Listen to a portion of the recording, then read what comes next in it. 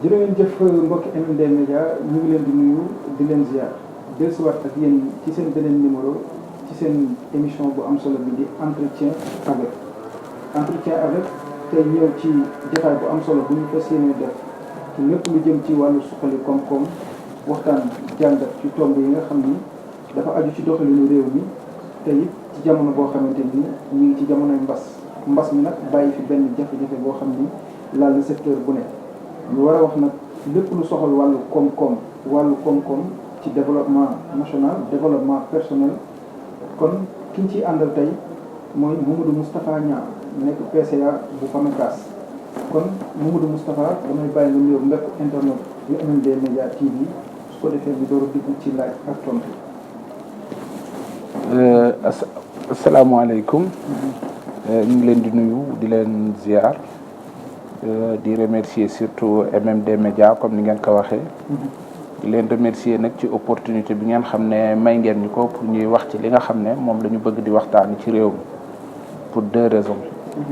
benn parce que xëy na dañu dëkk ci réew mi ñu jàpp ni lépp lu fi am nañ ci luñ ci war a wax. mais it yàlla dafa def ñu yëngu ci loo xam ne xëy na war nañ ci mën a wax. ba nit ñi en tout cas mën ci weccoo xalaat. monsieur Niang kan mooy Mamadou Moustapha Niang. waaw Mamadou Moustapha Niang nag man jamono yi ñu toll bu fekkee ne ci li nga xam ne moom nga may doye man yàlla def na Mamadou Moustapha Niang Pikine la dëkk. bi mu dëkkee Pikine yàlla def na mu am une organisation boo xam ne mooy PAMECAS. ñu sancoon ko fa ma bokk ci nag bi may nekk daanaka tout tànk bokkoon ci ñi nga xam ne yàlla dafa def ma nekk ci. mu am nag ay kilifa yoo xam ne aussi fekkoon naa leen fa mu mel ni comme ay ñoom Fat Ndiaye Ndëpp.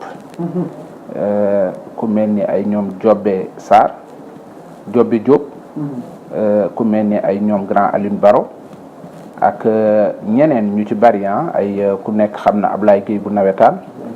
ñooñu ñëpp nag yàlla def na ma fekkoon leen fa ñu tàggat ma ci.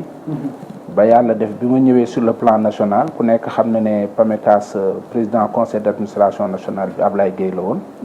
yàlla def moom mu dem man it may ñëw boo yore président conseil d'administration national bi. ci loolu tamit yàlla def tey may dem ba nga xam ne tey lii nga xam ne mooy li ñaan Afrique de l'Ouest. yàlla def na muy CIF de la confédération des institutions financières de l'Afrique de l'Ouest yàlla def na man mii maay président bi depuis 2017. donc lépp lu jëm ci microfinance. ci Afrique de l'Ouest dans le cadre de la CIF muy Sénégal muy Bénin muy Burkina muy Togo muy Mali ba ci Sénégal yàlla def na man maay président bi depuis 2017. jërëjëf monsieur Niang mbokk yi dégg ngeen ko kooku mooy Mamadou Moustapha Niang di PCA bu PAMECAS noonu mu ko kii waxee ci biir nga xam ne mooy biographie introduction bi monsieur Niang ndax da nga yëngu ci politique. waaw man nag yàlla def na yënguwuma ci politique. waaw vraiment yënguwuma ci politique. li tax tamit yënguwuma ci politique c'est pas parce que bëgguma politique bëgg naa politique. mais man dafa am loo xam ne loolu laa gëm man dama gëm ne politique projet de société moo la ciy dugal. te bu fekkee ne projet de société moo la ciy dugal c'est-à-dire du yow yaay ñëw ne kaay ma jiite leen. mais da ngay ànd ak mbooloo boo xam ne ñoom ñëpp fu partager avec eux le projet de société. bu ko defee ñoom ñëpp bu ñu jógandoo donc du am kenn ku yëkkati sa xaalis ne kaay leen jàppale ma. mais dañ naan nañ leen ànd defaraat suñu réew wala nañ leen ànd defaraat suñu gox. su ko nit ñi àndee kenn ku ci nekk yaay génne sa poche. li nga jàpp ne boo ko ci defee seen mouvement taxaw seen organisation taxaw donc dafay nekk benn participation volontaire et solidaire et sociale boo xam ne but bi lenn dong la mooy nañ leen jóg ñu defaraat suñu dox. man motivation boobu laa am ci politique c'est-à-dire moi j'ai pas d'ambition d'occuper des postes mais j'ai une ambition de transformer mon peuple dama am benn ambition boo xam ne suma ambition benn dong la mooy seet nan laay def ba transformer li nga xam ne mooy sama environnement immédiat fi ma dëkk nan laay def ba écoles yi hôpitaux yi ak li nga xam ne moo fa war a changé ci jumtukaay changé nan la ñuy def ba nit ñi ci seen bopp seen nekkin gën a yell gën a rafet gën a baax te loolu nag ku ne lay nit ku jàpp ne yow doo nga ko mën yaa ngi nax sa bopp donc idéal boobu nag pour nga mun ko def il faut nga ànd ak ay nit yooyu ñëpp am pas-pas ñëpp am ngëm-ngëm moo tax man li ma jàpp ne actuellement mooy politique mooy benn nit bu jóg ne man damaa bëgg a nekk maire c'est-à-dire il a l'ambition d'être maire mais il n'a pas une autre ambition benn nit bu jóg ne man dama bëgg a doon président il a l'ambition d'être président mais est-ce que am na ambition dafa réew mi donc giseewu ma noonu moo tax boobu ba léegi duggaguma ci politique. dëgg la nga wax ci sa biir wax maanaam sa ambition mooy développement boo xamante ni projet de société tey ñu gis ni ñu ci jamonoy Covid 19 mu bàyyi ay impact yu metti rawatina ci wàllu koom-koom naka nga ko jàngate. waaw man li may wax rek li may wax toujours mooy ne Covid 19 ku nekk xam ne bas la boo xam ne daf fi jaar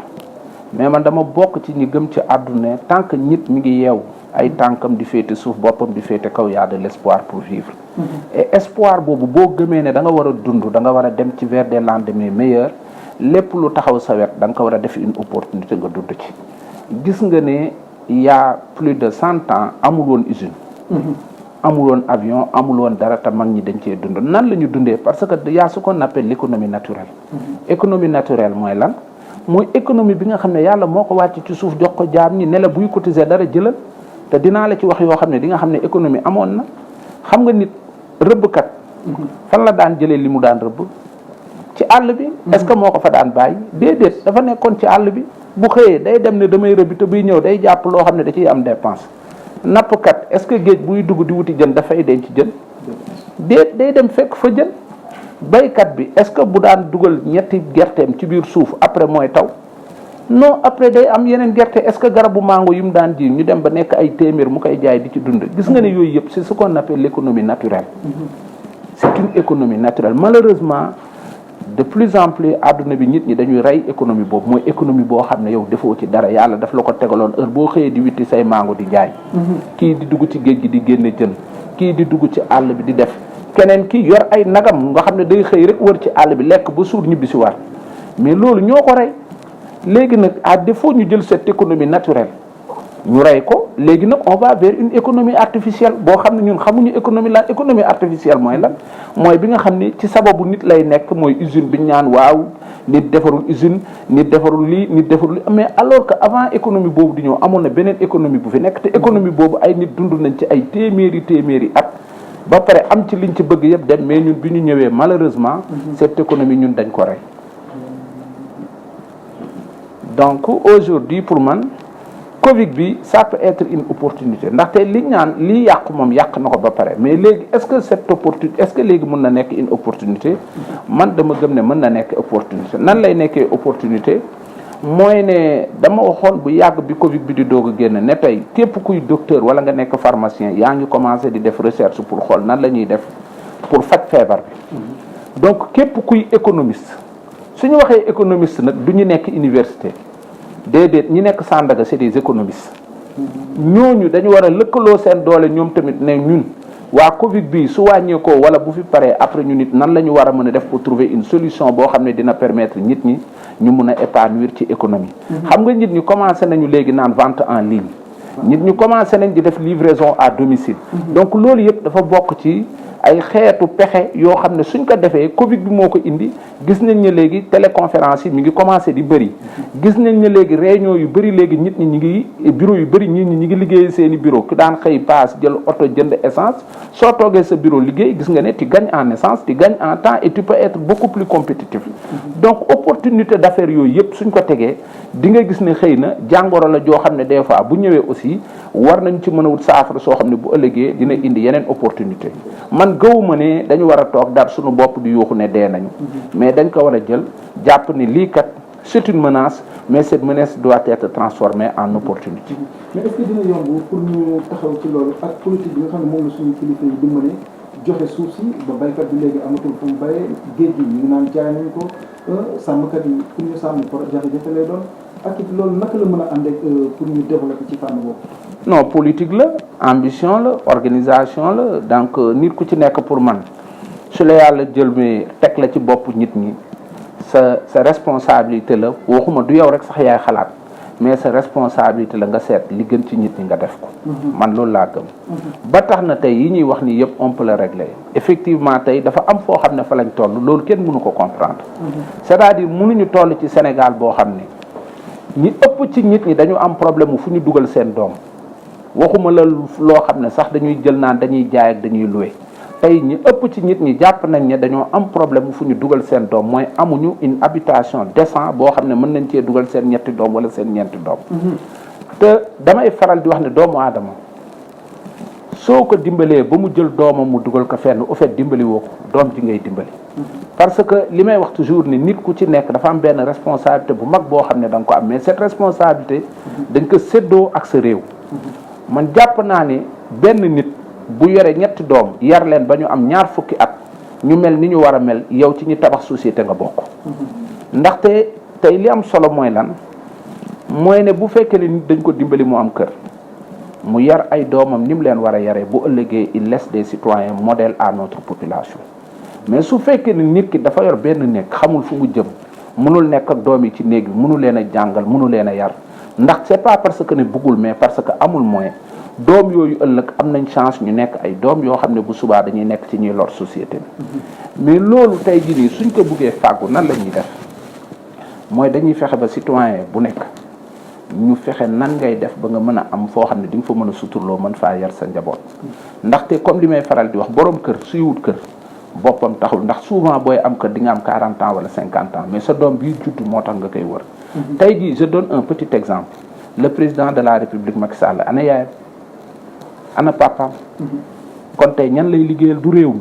pourtant yaayam ak papaam ñoo def li ñuy def moo tax borom kër gu ci nekk tey sooy sonn pour sa njaboot sa njaboot googu li nga ci sonn du la ko fay mais réew mi la koy fay. donc moo tax réew mi ñun ñoo war a def tout pour fexe ba borom kër yi. mën a am foo xam ne dinañ fa suturlu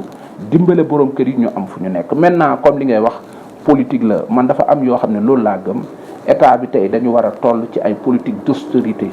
politique d'austérité mooy lan. man mënuma comprendre benn nit am ñeenti kër soo demee en France Canada dëkk yi gën a dox ci àdduna kenn xalaatu ko nit ki su amee benn kër da nga na ko war a wax sax doo fay taxe neexal ko su amee ñaari kër nga commencé ko taxe bu amee ñetti kër nag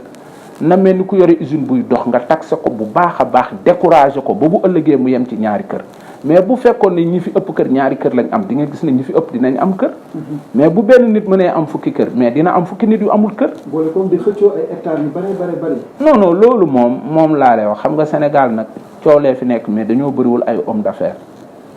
gars yi dañuy wax nii rek mais c'est pas des hommes d'affaires un homme d'affaires bëri nañu nag ay opportunistes d'affaires di nga ma laaj ñaar yooyu mooy lan opportuniste d'affaires. ak homme d'affaires. Un homme d'affaires c'est quelqu'un qui a de l'ingénierie financière c'est quelqu'un boo xam ne day fekk ko kenn soxlawul mu tabax ko ba loolu tey ñëpp bëgg ko day dem fekk mbalit mu jël mbalit mi transformé ko en or loolu mooy un vrai homme d'affaires. Un opportuniste d'affaires nag day fekk terrain bu nekk ci biir dëkk ñëpp soxla ko muy muus di neexalaate di fexe ba jël ko c'est-à-dire toujours day fekk li askan bi bokk moom ko ku ne mën koo jariñoo mu wax ba jël ko loolu mooy opportuniste d'affaires. Un homme d'affaires c'est quelqu'un qui est à mesure de créer de la richesse. ñii nag créé wuñu richesse dañuy dem fekk richesse ñu foqarti ko jël ko téye. C'est des opportunistes d'affaires. Maintenant nag dans un pays quand il y a pas d'hommes d'affaires où il y a que des opportunistes d'affaires c'est-à-dire des gens qui ne sont que autour du budget de l'État pour s'enrichir c'est-à-dire ils ne créent pas de la valeur. ñun ñi ñu yor ñëw ñu indi xaalis yokk ko ci réew mi dañuy fekk li réew mi bokk muy budget kenn ku ci nekk di xool nan lay def ba jël ci budget bi donc au fait c'est dommage mais on n'a pas d'hommes d'affaires on a des opportunistes d'affaires. ndax loolu yow miy yëngu ci wàllu koom-koom mën na ànd ak réew mi jëm kanam fi ñu toll tey ndaw ñaa ngi samp ay entreprise yu ndaw pour soxaliku maanaam ndax loolu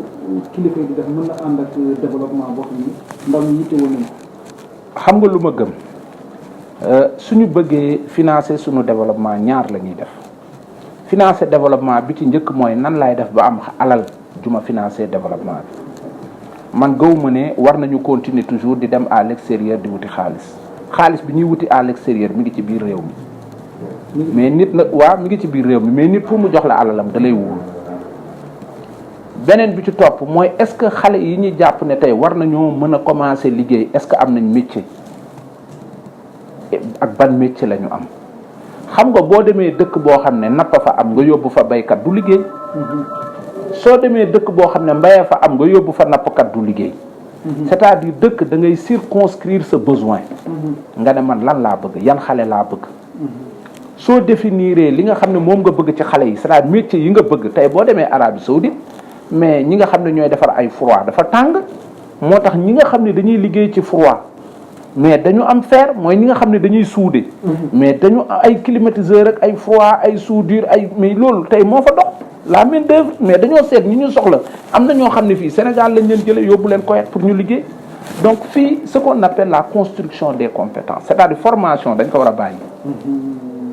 xam nga dafa am ay termes yoo xam ne c'est chargé et daf ñuy naajeel on doit aller vers la construction de compétences su ma ko waxee dina am ñu bari ñu jaaxle armée soo fay dem mën ngaa bañ a yóbbu métier lu tax booy génn am métier armée li mu soxla lay defar boo ñëwee danaan chauffeur laa soxla mu defar chauffeur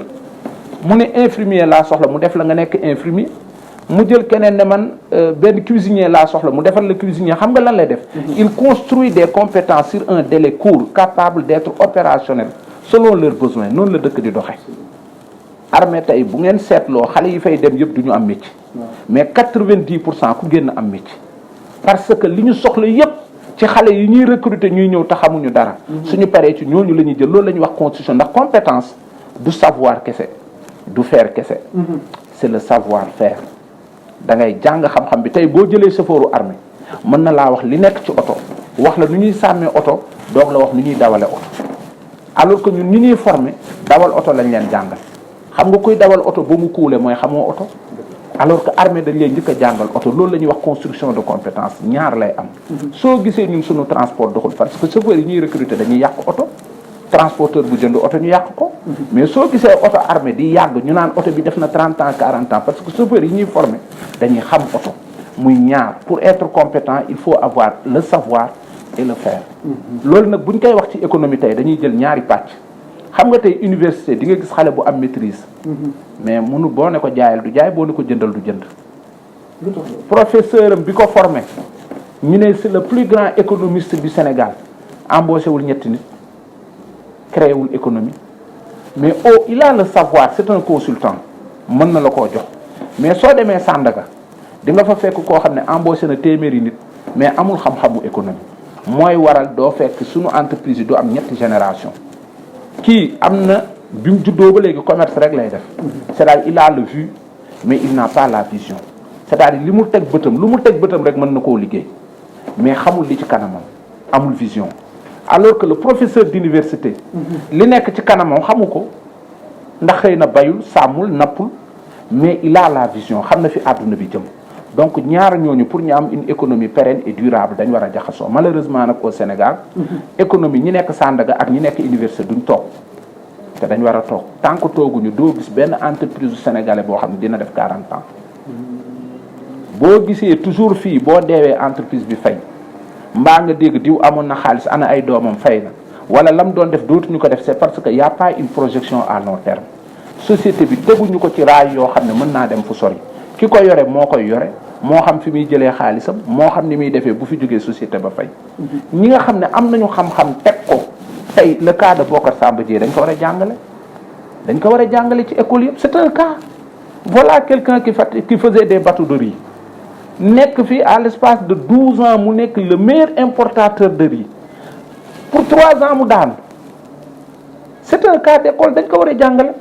tey dañ ko war a teg moom mu wax lu tax mu daanu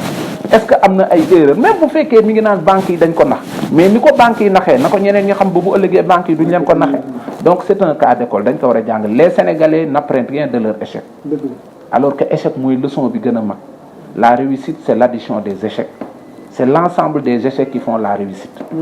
donc échec yi dañ ko war di jàngale mais Sénégal dañuy rus a wax damaa échec ay ca mbokk yi mu ngi noonu yéen ñi seetaan fàttali leen ki ñuy àndal mooy Mamadou Moustapha Niang nekk PCA bu Comecas dégg ngeen li ñuy wax di wax ju am solo kon monsieur Niang ñu jàll ci li nga xam ne mooy jamono bi nga xam ne Covid bi bàyyi na fi impact ñu gis àdduna wërngal këpp ñu ngi wax relance économique boobu ndax dina yomb ci jamono ji ñu toll ak naka nga ko jàngatee. relance économique bi li ci jiitu d'abord mooy lan la ñu soxla ak fan la ñuy jëlee alal ji man gëwuma ne dañu war a continuer man bien que je suis président de conseil d'administration mais gis naa ne banques yi ak microfinance yi dañu am limite dëgg la dafa am limite boobu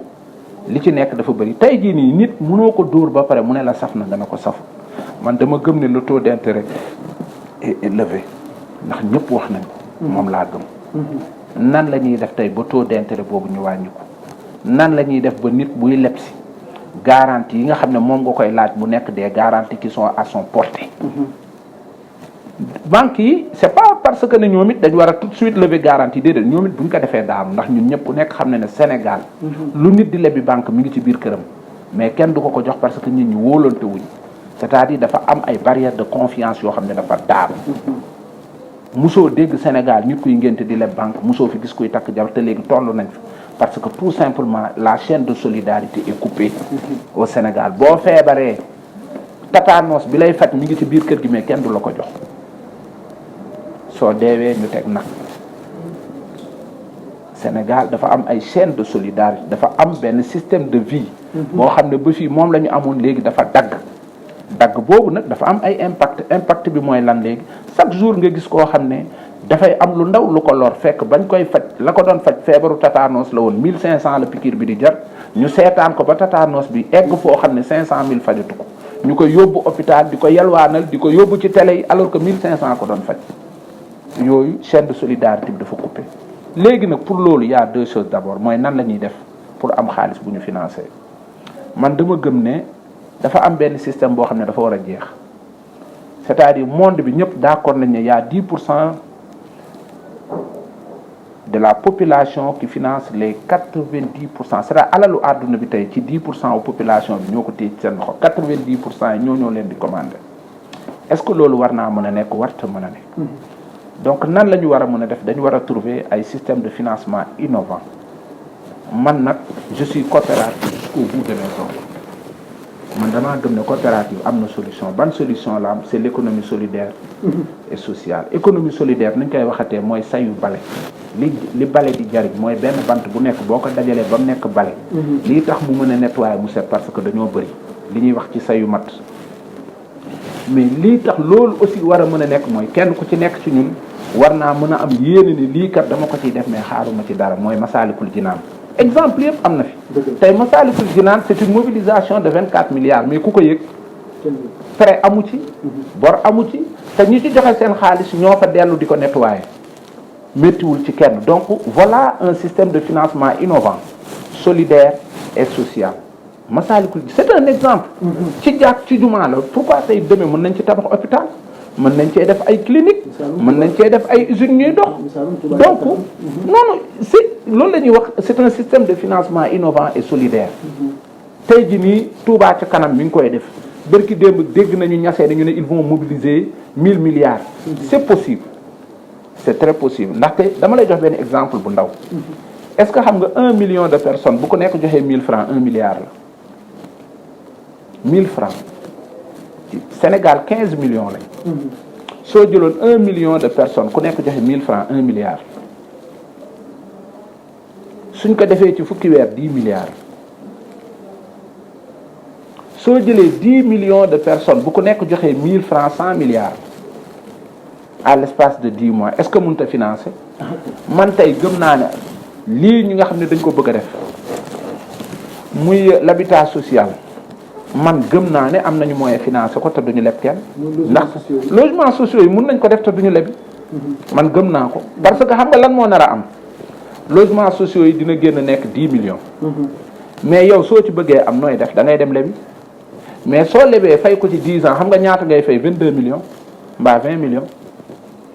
mais am na système de financement innovant boo xam ne mën nga fay 9 millions am sa kër man loolu di gëm naa ne am na. est-ce que suñu kilifa yi am nañ volonté politique boobu. non au fait man li ma gëm xëy na mooy li ma la wax rek xam nga nit ku nekk ak li ko ñor soo xëyee ci ngay nekk.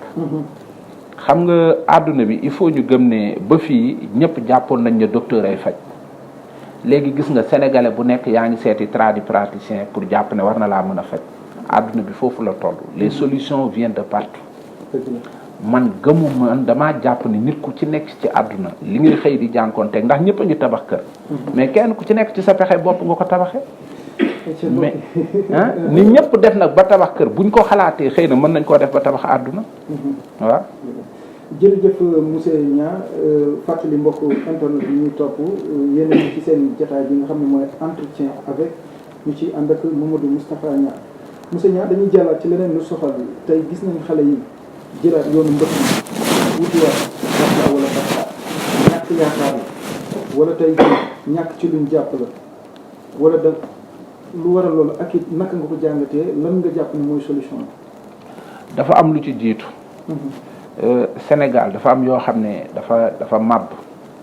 c'est l'éducation des masses nit ci yaakaar lay dund ci espoir lay dund. espoir ak yaakaar bu jeexee nit day c'est-à-dire yaakaar day tas day jeex malheureusement tey en commençant par les médias publics c'est-à-dire nekkuñu ci li nit ñi di dund tous les jours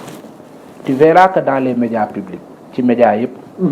ils font au moins 6 heures de temps de musique ils font 4 heures de temps de wax sa xalaat benn bëccëg bi 24 heures la 24 heures yi on suppose que 12 heures de temps yi mooy li nga xam ne nit ñi ils sont productifs minuit ñi responsable dañuy nelaw waaye loolu boo ci defee wax sa xalaat diggante wax sa xalaat ak journal fait divers nga def ci 4 heures de temps jël 6 heures de muy 10 heures de temps 2 heures de temps ciy des su la neexee nga teg ko ci ay jàng wala leen c'est-à-dire le médium yi nga xam ne am nañ ko waroon ko utiliser pour orienter xale yi wax leen fan la ñu jëm wan leen métiers yi wan leen les moyens de financement innovants permettre leen tamit ñu lëkkaloo mooy lan ñu def ay émissions fort yoo xam ne day nekk ay émissions de rencontre d'affaires des plateaux de conseil d'orientation xam nga lu tax parce que tey jii bu fekkoon ne da nga def benn émission 2 heures de temps ubbi micro yi nga ne xale bu am projet waxal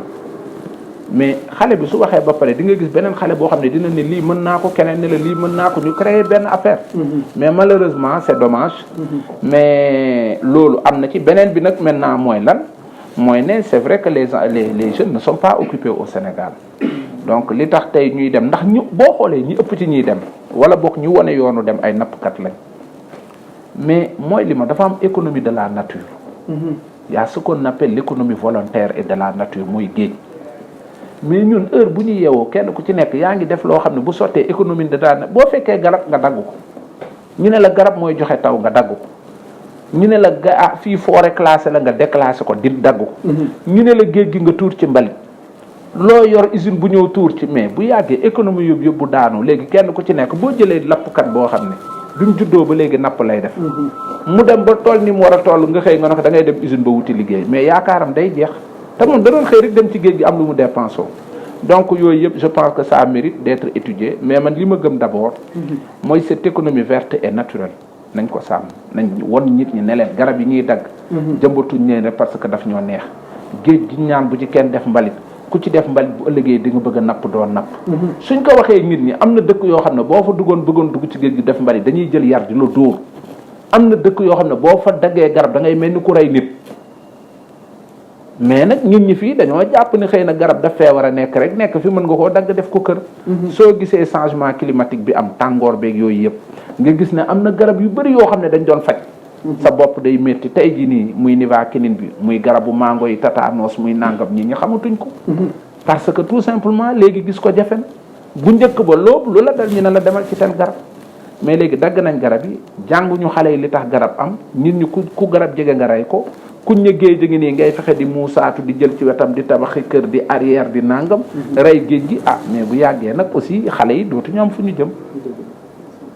monsieur Niang daanaka ñu ngi ci catal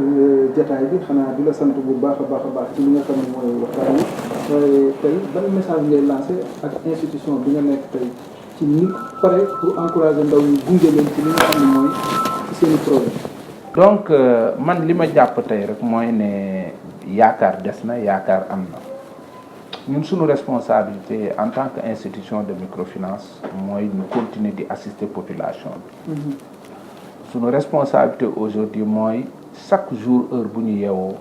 ñu xool nan la ñu mën a def pour améliorer les conditions de vie de la population. li ngeen daan bindee jeunes yi permis di Covid bi bàyyi impact tey nit ki bu tànkam damee wala bu gaañoo bu wéree faaw mu def benn jeexit ci moom ndax jamono ji na ngeen daan jàppalee ndaw ñi di jàppale jigéen ñi góorgóorlu maanaam am na soppiku wala. non tey lañ ci gën a pare sinon sax dafa am yeneen yoo xam ne léegi dañ ko ci bëgg a boole ndaxte jàpp nañ ne doyul rek nga jël nit jox ko xaalis c'est-à-dire que muy ndaw que muy jigéen jàpp nañ ne ay nit lañ yoo xam ne ils sont pleins d'énergie. ñu mën a liggéey lañ ñu nangoo liggéey lañ mais après aussi dafa am leneen lu ci topp mais jàpp nañ ne aussi dañoo mën a yàq. léegi yàq boobu nag moo tax ñun dañu prévoir léegi de plus en plus di def une éducation financière.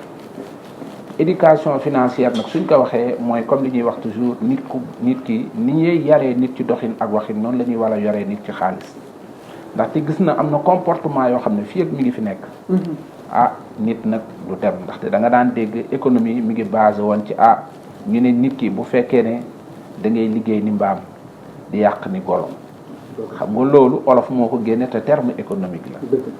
ñu ne booy liggéey ni mbaam di yàq ni golo doo mës a am.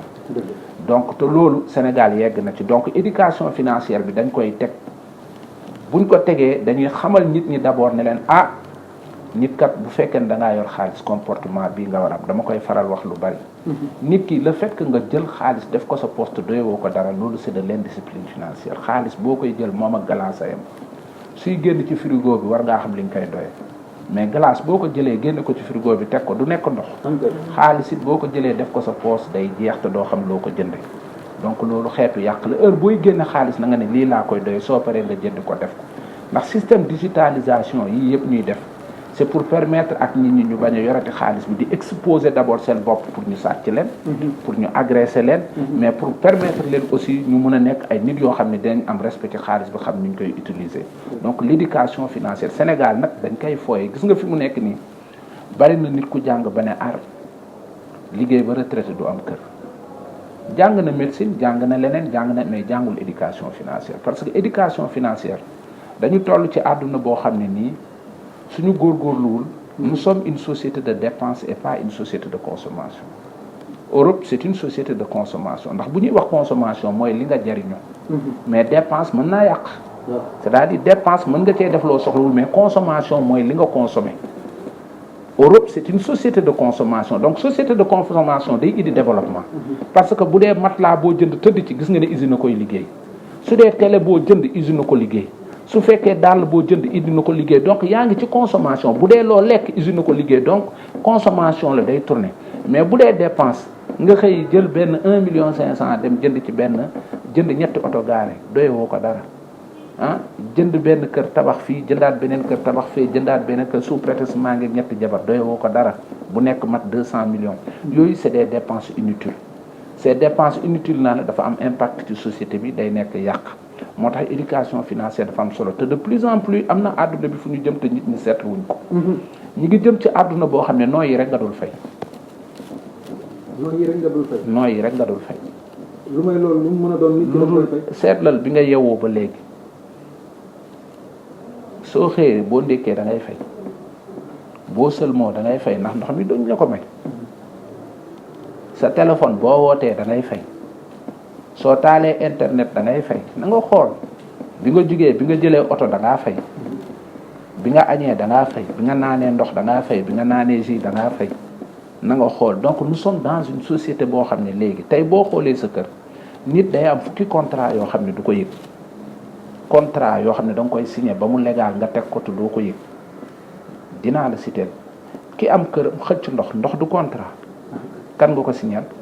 société des eaux courant bi nga xëcc def ko sa kër du contrat bon bi nga jël dugal ko sa kër ne ko bu weer bi dee ma fay la du contrat boo jëlee sa doom yóbbu ko privé wala école catholique muy liggéey du contrat muy jàng du contrat télévision bi nga jënd abonné Canal Horizon du contrat sa téléphone bi nga yeewu jël ko def ne chaque jour su ma xëyee def ci internet du contrat léegi contrat yooyu lan moo war a mën a tax nga signé ko lu dul sa mën-mën est-ce que ci sa mën-mën nga ko basé wala ci yàlla baax na location bi nga jël ne nit bu weer dee ma fay la 25 000 wala 50 000 du contrat mais est-ce que contrat yooyu wax nañu nit ban moo ci war a jiitoo ban moo ci war a topp est-ce que da ngaa war a xëy dem jëli canal xëcc courant xëcc ndox yóbbu sa doom catholique wala dafa am loo xam ne d'abord moo war a wóor c'est-à-dire li ñu naan aide à la décision c'est-à-dire ñu aider nit ki ba décision bi muy jël mu xam lan moo tax mu jël ko mooy tax mu am jeexital. Malheureusement chez nous les gens prennent beaucoup de charges te nit ki bu yeggee ci li muy dépenser moo ëpp ci li muy am mooy dootul am jàmm mooy waral ñëpp ku koo lebbal du la fay ku gis dara mi ngi seet nu ngi koy lekke parce que nit ñi dañu dem ba seeni charge dafa ëpp seeni revenu donc loolu yëpp dafa bokk ci éducation financière dafa bokk ci ñu aider une personne à la décision c'est-à-dire saa yoo yeewoo ne man damay jël décision ñu wax la décision bi lan moo war mën a tax parce que toute décision chef de famille bu nekk chef d'entreprise familiale la décision boo jël day impacter ci xaalis ci sa koom-koom mais est-ce que décision bi ngay jël xam ngay lan moo war a mën a tax nga jël ko une décision il est argumenté il est soutenu il est éclairé il est motivé mais est-ce que ces décisions-là sont motivées est-ce que ils sont éclairés donc boo amul élément yooyu yëpp mooy heure bu nekk mën ngaa jël décision boo xam ne mën na laa gaañ après donc je pense que comme loolu lay àndal yar lay àndal d'abord tey dañu war a yar population bi xamal leen ne leen xaalis ak jiwu mooyam xaalis ak jiwu mooyam boo ko jiyee di nga góob soo ko jiwul xam nga gerte bu ñu la koy jox naan la jiwu la su la neexee da nga koy tege dege marché ko mais doo góob bu nit ñi di góob doo góob mais boo ko jiyee tamit te nekkoo ci di ko liggéey tamit bu góob jotee doo góob donc xaalis jiwu la benn dërëm boo am dafa war a mën a jur mais soo ko lekkee fa lay yem mooy li waral nit lu mu yor lekk ko demaat parewaat dem di wëriwaat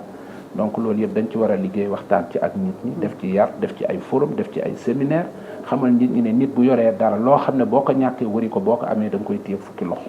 mais liggéey ba am sa benn 5000 francs xëy takk say dàll siire ko lekk ko ci guddi gi boo xëyee doo am sax loo ndekkee loolu du tax nit avancer